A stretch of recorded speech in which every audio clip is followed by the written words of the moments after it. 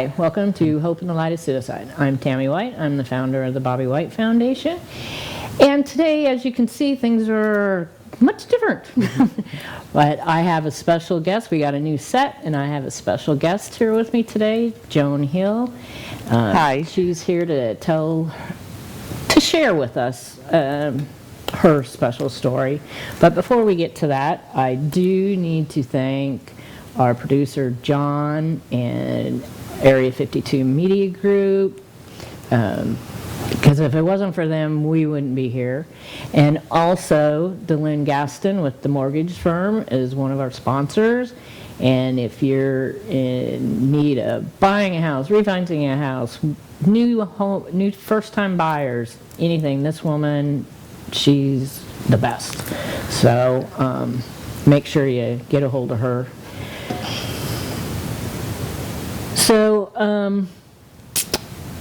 I invited Joan. I met Joan in the fall last year, and invited her to be on the show, not even realizing that this is also Mother's Day weekend. So Joan was introduced to me actually by a couple friends of mine who reached out because of the foundation. And Joan and I went and had coffee. We did. And talked for quite a while. And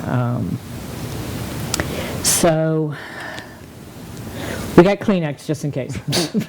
So we'll need them. Just be prepared. In September 8th. September 8th of 2022, Joan lost her adult daughter to suicide. Just like the rest of us, most of us didn't see it coming.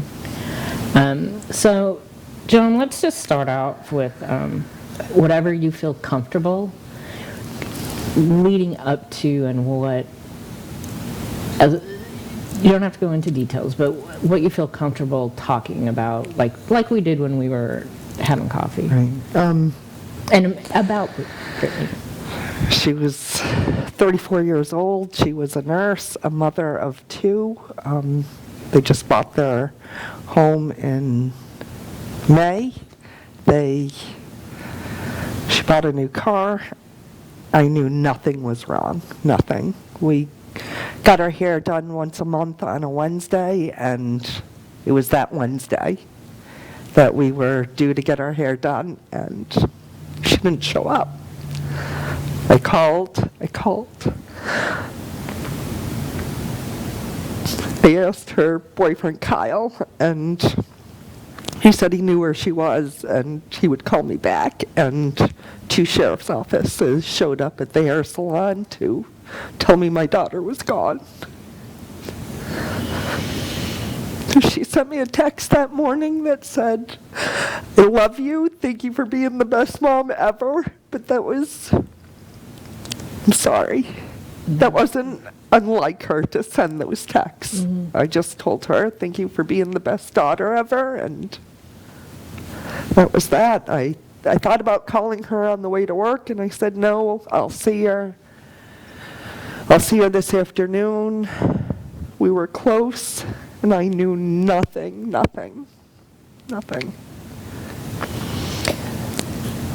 It's still hard to believe. Well, it's only been 8 months, 8 months, right? 8 months. You know, so you're still going through all your firsts, your first holidays, your first birthdays, your first Mother's Day. It is a pain that hits you in the chest every morning I open my eyes. I can't even tell you the last time I've showered without crying or drove without crying. It's a heartache no mother should ever have to experience. And she had 2 young children. 2 children, yeah. She missed her daughter's 3rd birthday. She was happy. She was a strong woman. She was a nurse. She did amazing things for people as a nurse. She was always there for everyone. You were blessed to have her as a friend. She was there. She would give her shirt off her back for anyone. Yeah, a couple of my friends, one of them who contacted me when this took place, and then when they told me she was a nurse, and told me about you, that you were a nurse also. So I contacted a friend of mine who was a nurse, Yeah. and he said the same thing. I mean, they were just in shock, and that she was just a beautiful She person, was. and it was shocking. I admired her more than I thought she admired me. So I went through seeing psychics, this, that, answers. It'll come in time. I've done that too, and I have other friends who have lost people not through suicide that have done it, and they get upset because their loved one hadn't come through, Right. for them. Some will and some won't. It just depends on who they are and if they're ready, and depending on their transition. Because Bobby has come to me a couple times. She did come to me the other night in a dream, and she did tell me she didn't mean to, and I don't know. Yeah. It's a one split, it's a short circuit split decision that happens, and you can't take it back. You No. can't take it back. But anything that you're going through at that time, at that moment, you can work on it. And there's a way to fix or get over anything except this. One split decision, and it just affects everyone's life. It affects my life. It affects my husband's life, my son's life, Brittney's children's lives, my brothers, sisters, nieces, nephews. It is a domino effect. It does not just affect one single person. And it continues. It's like a ripple effect that continues. Well, and it goes on even beyond the family, her coworkers. It does. Yeah. The people that knew her, in her profession, and it's It also changes you as a person. Oh, it My does. looks, my everything. Oh yeah, you're not the same at all. You have to. Before this, I could be happy. Now I have to make a conscious effort to be happy, to be there for other family members. Well, and you got those grandbabies. Yeah, so I got to be there for them. Right. How's Kyle doing? He's doing okay. Is he? He is. Did he Yeah. go back to work yet? He did. He He did? did. I think in January. Okay. He's so- a state trooper. Right. So they gave him a little more time. He did. He took 'Cause some. I I know think that he was- took the time. Oh, he needed to, because I know that Absolutely. when we were doing the Grinch just prior to that, I know that they were like really wanted him to come back to work. They and were. he- They were. It wasn't much time, and you want to put a gun in his hand, and then you want to send him out to pull people over or to deal with other people having traumas in their life, and that's a lot to add on to. the trauma he just went through. Yeah. And you don't get over that in just a Yeah. matter of a few months No. or No. probably ever. I couldn't imagine how You have difficult this is. PTSD. Oh yeah. Oh Yeah. yeah. I just feel for him. I have one of the pictures I have. I don't know if you guys have shown it yet. It's a black and white photo of Kyle and the babies. There you go. That's the one. This was from the Grinch. I just love that picture. I'm a member of an organization that every year we choose families to help out during the holidays, and so I submitted your guys' family nice. with your Yeah. permission, of course. It was nice. And the family was chosen as one of our recipients, and it ended up the night of the actual event. I mean, there were over 400 people there, and I couldn't believe the babies. They did so well. They did. They stayed up late, and they were so good. They looked like they were having fun. It was a nice little break from the grieving to Right. celebrate the kids. They're innocent in this, and Right. they don't know. They don't understand. Right. Yeah. They can't even comprehend. No, I was so happy that we were able to do that, because at that time you guys, you were only a few months into that. Absolutely, And yeah.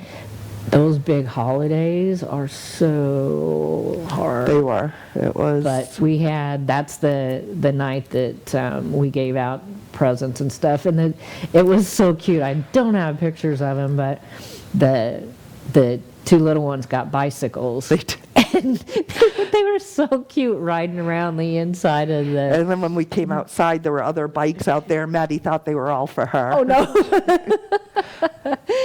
She was so cute. Yeah. But I was just so happy that we could give you guys just that little bit of a break during, it's not a lot or a lot of time, but just to get your mind elsewhere, just for a few hours.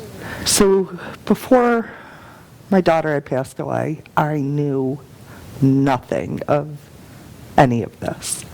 I thought, my family's great, we're going to go on and live. And you reached out to me, we had coffee. It was nice to know there's other people that have gone through this, to be able to talk to someone, because people that haven't gone through it don't understand. They try. I never understood. Right. I could say, oh my God, and feel heartache for a mother that had lost a child, or somebody that had some sort of trauma, but you do not know the depths and the pain that this actually, you feel. You feel it every day. Every day. Oh yeah.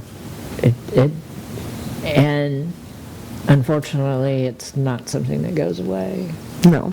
It just, and it's still so fresh. It hasn't even been a year yet, and I really, really admire you and applaud you for being brave enough at this stage to come out and speak. But I know that you told me from the very beginning when we had coffee, that you would do it. Yeah. You would do it. I'm not ashamed. I know my daughter, and she was an amazing person. So I can't be angry at her. I can't be ashamed.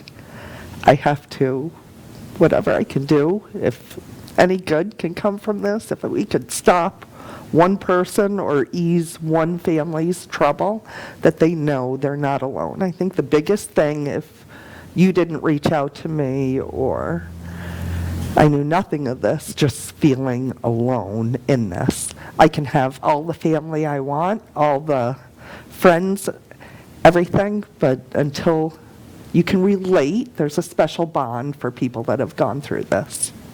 Unfortunately, there is, and it is a special bond. It's a club you don't want to be a member of. You don't. Ever. It's not a sickness where you get to say goodbye to the person, or an illness, or care for them. It is a complete shock to your system. I think the first 3 months, I was in shock. And then, in the beginning, if I had a good day in the beginning, I paid a price for that, because I had a really shitty or crappy day, maybe the day after. Right. Or if I had a good hour, the next hour was horrible, and it was like paying a price. You paid for having a somewhat okay day. Yeah, and they're few and far between, And especially in the beginning. I mean, I still have it 7 years later. You know, and it's a struggle. I struggle with it day in and day out. I mean, it's a little bit easier because I think that you're kind of still in. This is what happened to me, and I think it kind of happens to a lot of people. That first year, you're almost on autopilot. I am. You know, and everything is a fog. It is. It's making plans is difficult. I have a hard time making plans. Well, let's do this and this and this. It's tough. I lost my concentration. It's hard and still hard to concentrate. You know that you need to do this or those steps, but you got to really, really push yourself to focus. And even then, it's like, can't do it. Right.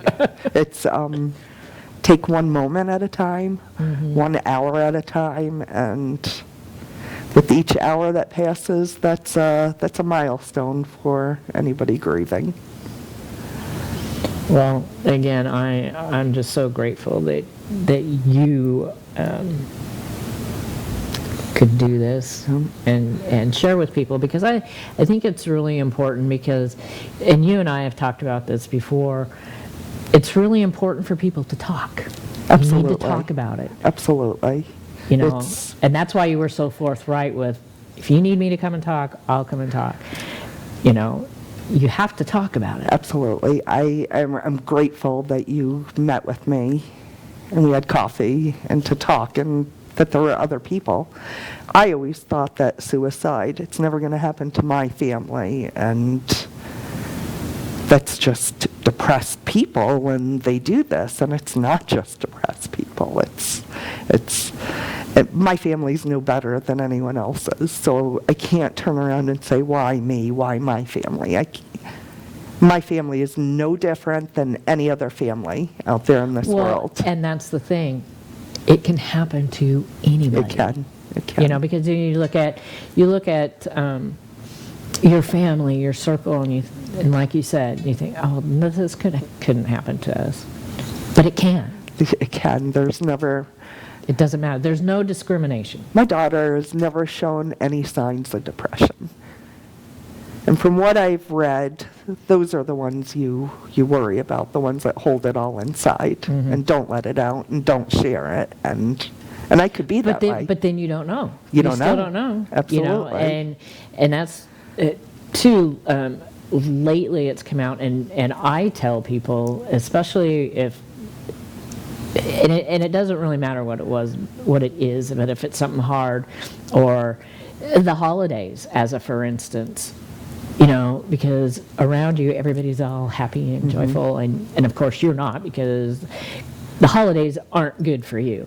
And I try to remind people that the holidays aren't all happy times for everybody, but if you have that friend that seems overly happy, right. Those are the people that you might have to watch out for. There's the highs and then the crashing. You know, and sometimes that crashing is that's the event. That's it, and you don't know. I mean, it's happened to so many celebrities. It has. You know, It's the same thing. You look at them; they have a perfect life. They're happy. Right. They have everything. They have all the money, all the homes, the beautiful family. Why? It's the one split. It is a moment in time that there is a short circuit in your brain that you feel there is no other way out. And you take that split second where if you gave it an hour, you'd be over it. Give it a half an hour, 10 minutes, 15 minutes, pick up the phone, talk to someone. Yeah, 'cause there really wasn't that much time was there that much time between when you heard from Brittney from her text to when Kyle got home? So the text was around noon, so I'm thinking it was right before she did that. So there still wasn't not, that much no, time. No, at it's all. a split decision. Yeah. It is. There was no suicide note. There was no, I'm sorry, no. Well, that's what happens a lot, and that's one of the other things piled on top of everything else is that you'll never know why. You don't know what made her choose this.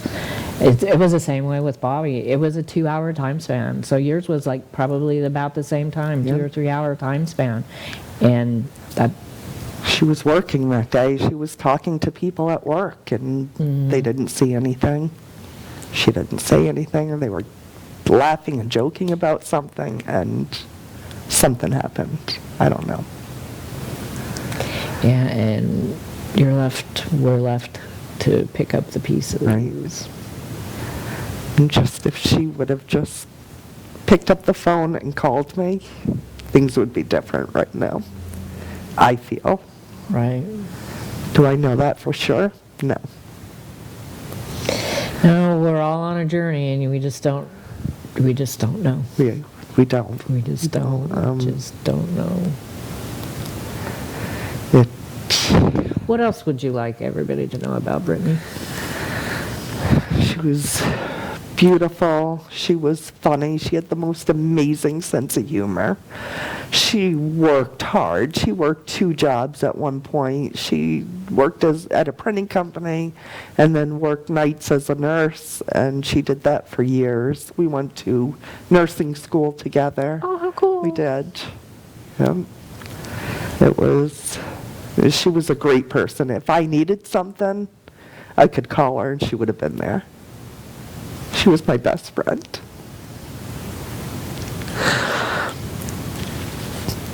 Well, she still is your best friend, just in a different way. If I could just get a hug or... I don't know. Yeah. So, the little ones, how are they doing? Are they...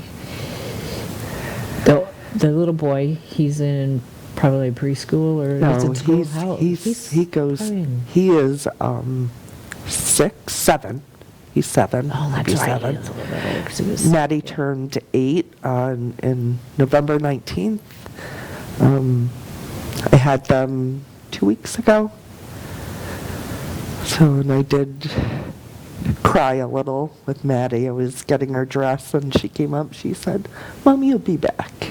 Oh. She had no idea what I was crying about. Right. But she said, "Mommy will be back." So I push her on the swing. She says, "I want to go high where Mommy is." So she kind of knows, but she kind of doesn't. At the funeral, she said, "Mommy's sleeping." Mm-hmm. So she thinks Mommy's still sleeping. Mommy's up in the sky. And Chase lost a little brother prior. It wasn't legally there, so he's been through a lot of trauma in his life. Chase has been through a lot. He has. So how is he doing now? I think he's doing okay. Well, the one wonderful thing between Kyle and your family, those children have so much support. And They do. Those kids, I mean, at our event, they were just amazing. They are. They are just the cutest things. And yeah, like you said, with what Chase has been through in his short little life, he seems to be doing He is pretty doing good. So long as he can, he has that support and continues. Absolutely. I'm sure he's gonna be a great kid. It's my job to help that they grow up to be decent human beings. I'm gonna pay attention to them a little more as they hit their adolescent and teen years. For signs, symptoms, anything, try to make sure that they communicate any of their needs, and of course. Well, it's going to be important because by the time that they get to those teenagers, they're going to know more and understand more. Absolutely. Plus dealing with just what kids have to deal with. Absolutely. On top of this, I have several friends in the community that have lost their moms to suicide also, and she was only 4 years old, and the other one, she was 14, and her mother's birthday was just this past week. Would have been her mom's birthday, and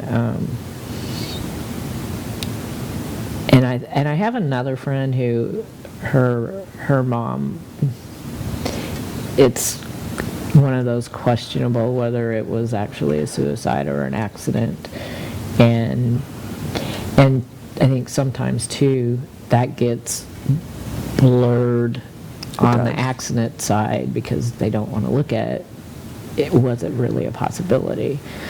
Because it's hard to comprehend. Right. I think suicide is a form of an accident. I think they just went too far. And well, unfortunately, they have a pain that we couldn't see, we can't see, or they wouldn't let us see. right. You know? And yeah, it's something that, but like you said, it's something that you can't take back. You can't take it back. You know? It's a split decision that you cannot take back. It breaks my heart every time I have to meet somebody new that is going through this, and it's not really going through it. It's a life that you're living now, which is not the life you were living before. No. So I think for you to get out there and meet people after people, you tend to absorb their hurt. Kind of. So you carry a lot of hurt. I'm grateful that I met you and your foundation because I don't know where I'd be. I don't know. I would feel alone and that I was the only one here. Well, and that's the way I felt. You know, it took me a year and a half before I could speak publicly about what happened. And when I did, you know, and I have family here, my husband's family, but they're all handling it completely different. And completely different than me. And even though I have family here, not being the brother or the sister, being the spouse, that's where that I feel or felt and still do. It still affects me that I'm on the outside dealing with it myself on my own because it's so much different than theirs. They have the sibling thing. They have the sibling thing, and I get left out of that. Right, you were.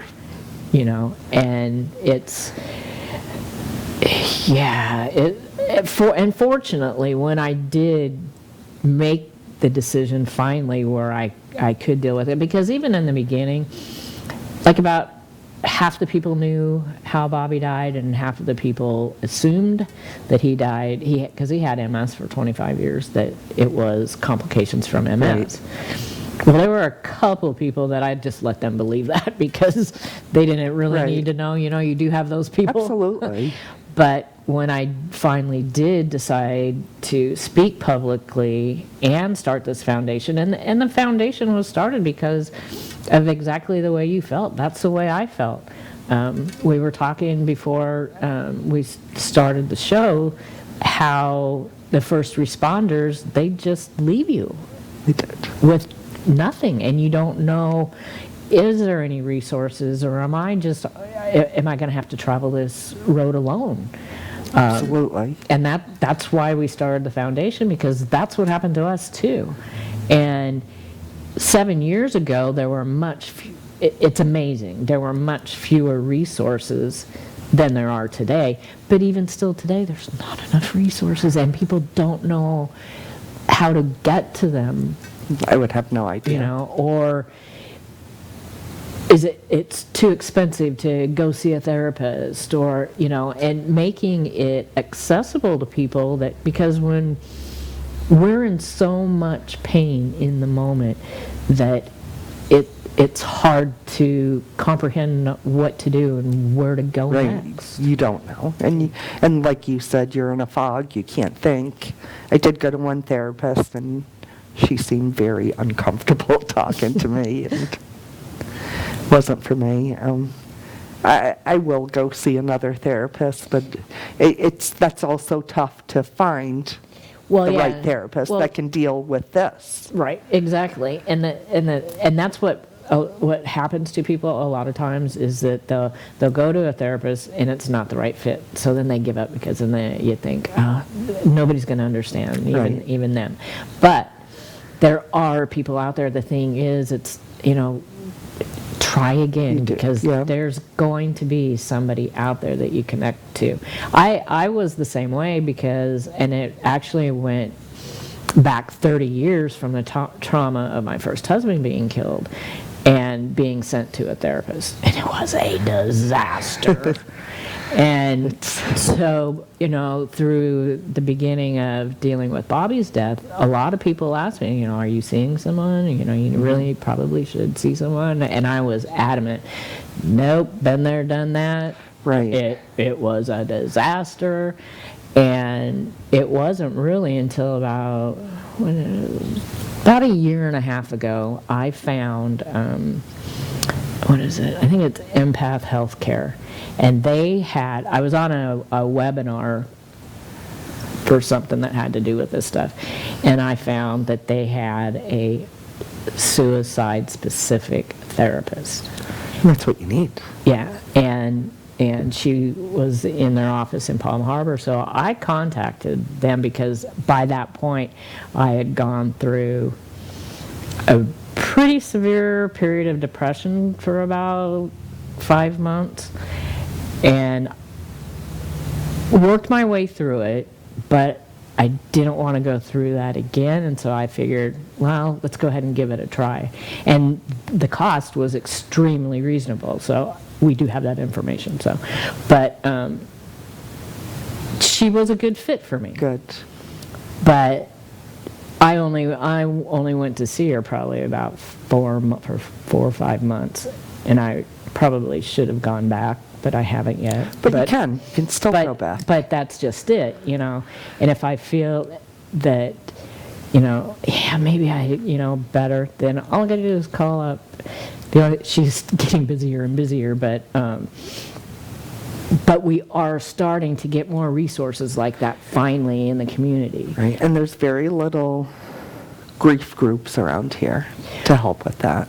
Well, Very little. right. Well, and the thing that people don't understand, because they'll probably said, hospice has a grief group, or there's this type of grief group, but dealing with our grief Right. is much different than them dealing with the grief that they're There were going no through. goodbyes. There were no, let me take care of you, let me do everything. I can't say that I did everything for my daughter that I could possibly do, because I didn't know. Where if it's somebody that's sick on hospice, you're there, you're Right. taking care of them, you can say that at the end. And I'm not making their light of their situation any Right. different. No, I totally understand that, because I'm the same way, because I can actually say it because I actually know it, because my first husband was killed when I was 25 years old. I took him to work one day and never saw him again. I lived that, and then 30 plus years later, going through this grief, night and day. You can't even, but like you said, and I do, and I tell people this, and when I do, it's not to diminish their grief at all. Right. Because your grief is your grief, and it is just as bad and just as profound as ours. It's just ours is different. Because I feel I found myself looking at pictures, blowing them up. Do I see any signs of depression? Do I see a change in her looks? And so constantly on the inside searching for an answer. I have nothing I can blame. I wish there was I could say, well, that's the culprit, that's the problem that caused my daughter's death, and I don't have that.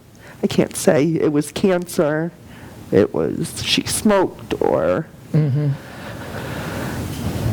a disease. I can't say that. No, it's just something that is It's a big question mark. And it always will be. And it's Yeah. trying to learn how to process it and learn to live with it, because it's not going to go away. It is a part of who I am. Right. It is. I'm amazed at how many tears the human body can produce. It's a lot. It's a lot. And I thought years ago I had sadness, I had this, I had that, but this is nothing.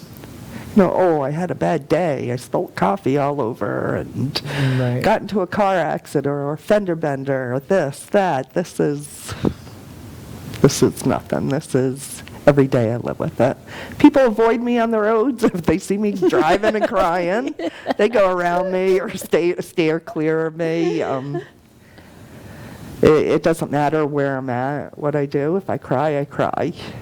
Well, you have to. You Yeah. can't hold that pain inside, because that's what they did too. Yeah. You have to get it out, because it will kill you in Absolutely. a different way. Absolutely. I thought for a long time, and I've had, was another thing I've had to fight through, because, some people don't believe this is true. You can die from a broken heart. I believe that. There's studies that have been done how deep grief and stress affects your heart. I believe that. And I actually, one of my uncles, and he passed away. My aunt was in a horrific car accident many years ago, and 3 years later he fell and broke his hip. They put an infected hip in him, but it was those 3 years, we actually really believe that he died from a broken heart, because by that time he just gave up. Yeah. And I was really afraid for a long time that I was going to end up dying from a broken heart, because that's where all the pain goes. Yeah. I actually, in the beginning, I thought about suicide. I read on a bottle. I just wanted to know I had that option. But I have a son, and I couldn't leave him thinking, why wasn't I good enough for my mom to want to be here with me? Right. How is he doing? He's doing with good. this? He's doing okay. He has 5 children, so. Wow. 4 children, sorry. 4. Well, so he stays that busy. keeps him busy, He hopefully. sends me text almost every day. I love you, Mom. He does cute little comments on your posts, Yeah. especially when you're feeling bad. He loves me, yeah. Yeah. So I went from a mother of 2 to a mother of 1. Well, you're still always a mother of 2. Just one's in heaven. That's all. And I think part of when you want your children safe and secure, and then you want to know that they're in heaven. And so I did a lot of praying, please help her be in heaven, be happy, so No, you have to believe that that's true. I do You have to believe it. that's true. Yeah, absolutely do believe it. A lot of people, and it's sad that they think this way, because I've seen some people do some stupid posts. Recently, a gal reached out, and it's just awful. She found a young man in the woods who had taken his life. I think I read that. And here locally, and some people just make the most stupidest posts, not understanding and saying that they took their life. They're not going to heaven. It's like that's not the right belief. No, absolutely not. We have always said that, because my in-laws, my mother and father-in-law, had passed away several years before Bobby, and thankfully they weren't here, but this helps our family, and we truly believe it, that when Bobby took his life, God was there, Jesus was there, absolutely, whatever, and his mom and dad were there, and his mom was saying, "Hey Joe, here he comes," and God was there to just welcome him with open arms with his parents. Absolutely. I mean, it's not these people that say these mean things. They just don't get it, and two, they've probably never been through it. No. Absolutely have never. They don't get it until it happens to them. Mm-hmm. And you may not have been through any trauma in your life, but you will at one point. You will. It's just the way life is. But, it is. When we started the foundation and then COVID hit, and so we couldn't go out and talk to people. We had just began going out and talking to organizations, and then we couldn't. The day before we were shut down, I was speaking at one of the local Rotary clubs, and then we couldn't do anything. So John wanted us to start this show, and it took about 10 months to get it off the ground because of me, because I wasn't sure that I could do this, but right. it got to the point where we couldn't go out and talk to people. It was, the situation with COVID was getting worse, and people were starting to feel really bad, and so it was just like, okay, we've got to do it. We've got to have another outlet or resource to reach people. Absolutely. So we were fortunate enough that John wanted to start this, but and part of that too is their family experienced it. So he knew how important it was and how it needed to be talked about, because we still have people that and people that we know in the community, they don't want to hear it, they don't want to talk about it, they don't want because if they can take 4 hours and think that their child's at work or their husband's at work or this didn't happen, that gives them 4 hours of peace, of feeling normal again. So the less they think about it, the less they have to even acknowledge that it happened. Well, and then the thing is too is that with a lot of these people that maybe they haven't experienced it in their life, chances are greater that eventually they will. They will. Before. Huge comfort to me in the beginning was people that did reach out. I never knew prior to this. You see a friend or family member, they experience a loss, you say you're sorry, this, that, and you move on with your life. It is the ones that continue to reach out and check on you, and it gets thinner and thinner over time, but that it does. But those people mean more to somebody going through grief than anyone will ever know. You're just, I want to know how you're doing. This, that, just those words mean more than anyone will ever realize. That's absolutely true, because like you said, you feel like you're in it all by yourself, and people do go on with their lives. Their lives are the same. Right. But it's nice to know that people care. Yeah. It's the Grinchmas was, how the Grinch saved Christmas was unbelievable. There were how many people there? We had over 400 people. Over 400 people that care, actually care in the community. Mm-hmm. It made a difference. It made a difference for my family, for my grandkids, to show that people care. That's the biggest thing, just to show that people care. It didn't matter that didn't even have to be a big party. It could have just been eating crackers and cheese just to know that people actually care in the community means more than anything. Well, and that's one really super great thing about really, I believe, where we live, because this community is very caring, is very generous, because I tell you, you know, I'd been in business here at the time, well, it's been maybe like 23, 24 years. It's been 29 years now. And so I knew a lot of people, or a lot of people knew me. Because more often than not, they know me and I forget. Oh yeah, I do know you. Just because there's just so many people, you know, after being in business for so long. And that's another reason why I decided to start the foundation and to be the voice in our community, because I knew so many people.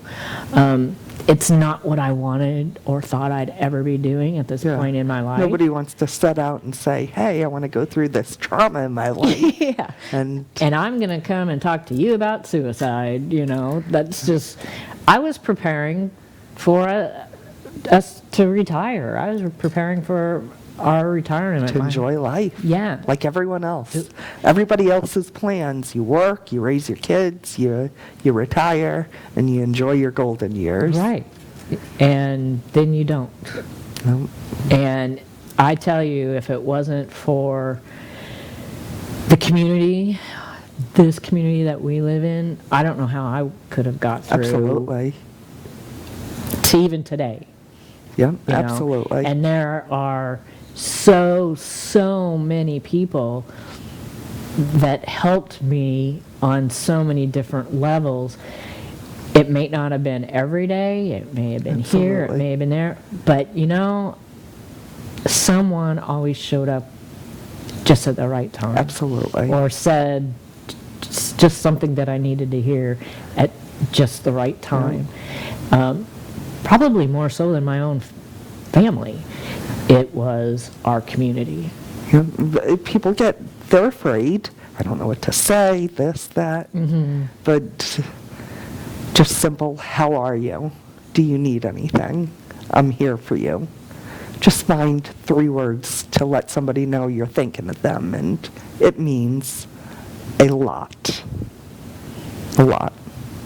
Yeah, and it really doesn't take much, you know. It doesn't. Because we don't even ask for much. It's just a matter of survival, and let's do this hour. Let's do this minute. Let's do this day, and knowing that there are people there.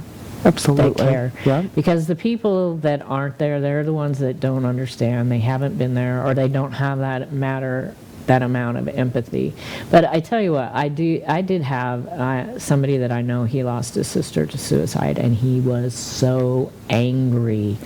And he was an artist that I represented at one time, and it was just so toxic for me that I had to let him go because of his anger. And he was just like, and how he projected how he felt about his sister's death to my husband. And it's like, you do not do that. No, absolutely You do not do that to my husband's memory, or how I feel and how I interpret what happened, or how I have to deal with life to go on.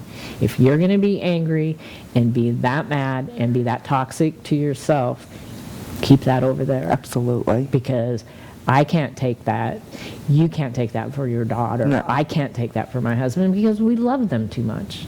And despite what happened, it was a moment in time. And that doesn't take away our love. Absolutely not. Did I have brief moments where I was angry? Yes. I did too. And then I you will. apologized to my daughter. I'm sorry. I don't want her thinking I feel bad. My mom's angry at me. Right. Because I love her way more than I could have been angry. And you will carry that through. You will. I wanted to, as we're kind of winding down a little bit here, because I wanted to give something on a really what I think is a super positive note. Since this, You and Art got married. Did. I moved in with Art, got married. Well, at first I quit my nursing job. I'm living on a whim right now. Got married, started a coffee business, and I don't know where I'll be a month from now, 2 months from now. There they are, Coffee Mafia. Yeah, we're on the corner, we're in Trouble Creek Plaza right now, on the corner of Trouble Creek and Grand Boulevard. It is the most amazing coffee. But I don't know where my life is taking me, but as long as I can keep busy and keep moving forward. Yeah, you know, our directions change. I mean, mine has. You know, I still do my art and framing business, but you know what I found, and in this, I don't know if this happened to you with nursing, all of a sudden, something that I did and that I had a passion for pretty much my whole adult life, I lost, I mean, part of it's coming back, the confidence and the passion for my work. It is. And especially for being in nursing with your daughter. Right. Am I going to go back to it one day? I may. I don't know yet. We'll see. Well, you know, we have the right to live do. the life the way we want to live it at this point. Absolutely. You know, it's the only way that I feel for me, and I think I know you well enough to think it's the same for you. This is how we're going to get through it. I can't go and do a 9-to-5 job. I can't go and be somewhere where I have to be and be accountable for. Mentally, emotionally, I just cannot And do to it. be on call was just, can't do it. Well, I'm really excited about your coffee business you. because, and you guys started out. We are in our third week at the county building. Yeah, I thought, and then you had an amazing response at the county building. Yeah, and not a whole lot of business there. No? So we moved over to Trouble Creek and Grand Boulevard, and there's another county office in there. And it's been amazing. It's been amazing. There's a preschool in there, Dollar General. What is your Facebook page? Because you guys have a Facebook page, It's right? Artie's Coffee Mafia. Artie's Coffee Mafia. Yeah, I mean, I'm not a real big flavor coffee person. Oh, but we make some amazing concoctions.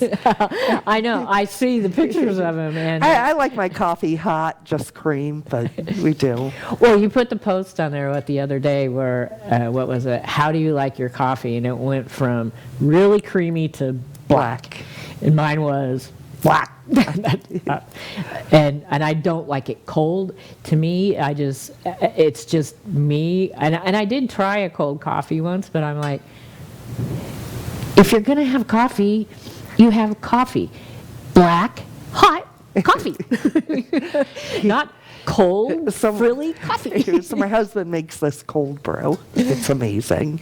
If you come by for a sample of that. I may have to do that. That's amazing. Maybe I don't know if you could convert me to drinking a cold coffee or not, but It's so smooth and bold, and it's amazing. well, I know that all the coffees and the flavors that you have from what I've seen and the responses from the post, it's going really pretty well, and that makes me so happy for you guys, for your family, because of this trauma that it won't go away, but you're meeting people that are, you know. And I have a picture of Brittney right above my window. Oh. And if anyone ever felt bad, this, that, and they just wanted to talk, they could come by. I would talk to them. I'd give them a cup of coffee and we could just talk.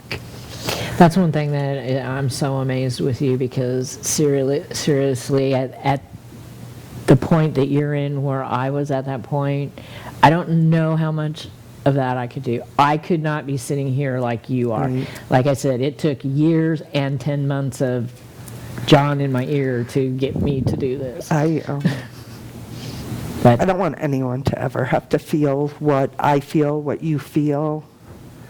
If we could save one person, just stop and think 10 minutes. They can call me, look me up on Facebook, look for Tammy, talk to somebody. I guarantee you in 10 minutes, your outlook will change. It will not be what it was 10 minutes It will. ago.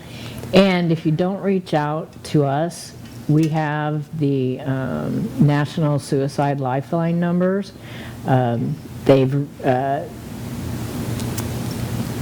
There's still the 800 number, but now there's the 988 number, and which is a call or text number.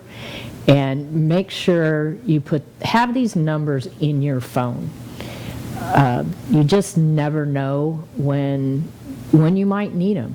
Anytime I go out and talk to organizations, I have everybody pull out your phones, put this number in your phone. Even if you don't think you'll need it, just put it in your phone so that you have it. And I want to, we have our inspirational quote. It's kind of inspirational. So I'm hoping for Mother's Day. Grief is like the ocean. It comes in waves, ebbing and flowing. Sometimes the water is calm and sometimes it's overwhelming. All we can do is learn to swim. Absolutely. So Swim or tread water. And it doesn't even matter. You can doggy paddle, however you swim. Exactly. That's just it. Well, I want to thank you so, Thank you. so much Thank you for and everything. sharing Brittney's story. And we always end this show with the saying, there is always hope. There is. Right? There is always hope. Thank you. Thank you.